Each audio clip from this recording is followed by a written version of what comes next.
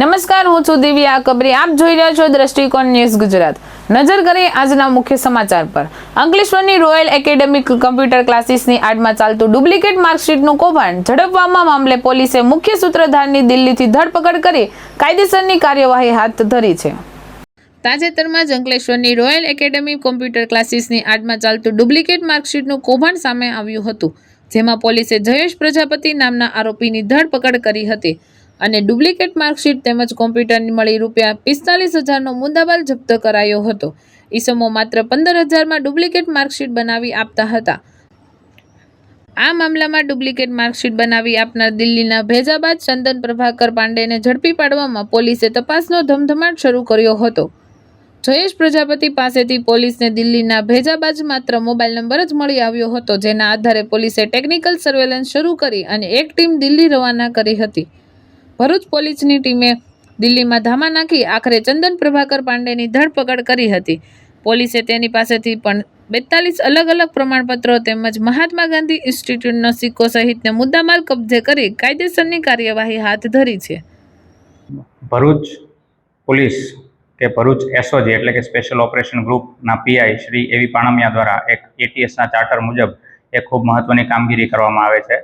જે કામગીરી અન્વયે તારીખ 13 નવેમ્બર 2025ના રોજ એક એવી માહિતી મળે છે કે અંકલેશ્વરની અંદર રહેલ રોયલ એકેડમી કમ્પ્યુટર ક્લાસીસ કે જ્યાં એક ડુપ્લિકેટ ધોરણ 10 અને 12 તેમજ આઈટીઆઈના સર્ટિફિકેટ અને માર્કશીટ વગેરે બનાવી આપવામાં આવે છે. જેની માહિતી મળતા એસઓજી પીઆઈ શ્રી એવી પાણમિયા દ્વારા ટીમ બનાવી યોગ્ય કાર્યવાહી ચાલુ કરે છે અને જેના અનુસંધાને અંકલેશ્વર જીઆઈડીસી ખાતે એક ગુનો નોંધવામાં આવે છે.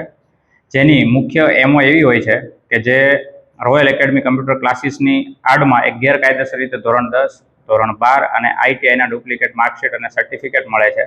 અને એની સાથે મુખ્ય આરોપી છે એક જયેશ કિશનલાલ પ્રજાપતિ કે તેની પાસેથી એક મોબાઈલ ફોન, ડેલ કંપનીનું કમ્પ્યુટર સીપીયુ, એક પ્રિન્ટર અને ટોટલ 21 સર્ટિફિકેટો કે જે ડુપ્લિકેટ હોય છે તે મળી આવે છે અને જે અન્વયે આગળની કાર્યવાહી ચાલુ કરવામાં આવે છે.